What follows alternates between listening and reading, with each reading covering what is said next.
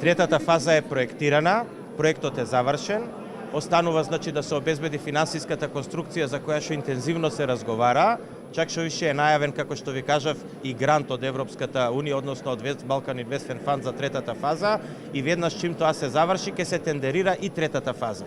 Значи, практично нема да чекаме да втората фаза се изгради, па после да влеземе во трета фаза, него ќе ги правиме паралелно. Она што се обиде колегата Дончев да ви го каже е дека средствата кои што се очекуваат од страна на Европската унија се планирани во временски периоди. Периодот е од 21 до 27 година, но тоа не значи дека тоа ќе биде и реализацијата. Реализацијата ќе биде во зависност од тоа како ќе биде брза градбата, а градбата е брза во зависност од тоа како брзо се спроведуваат тендерските постапки и колку брзо изведувачите ги извршуваат своите обврски.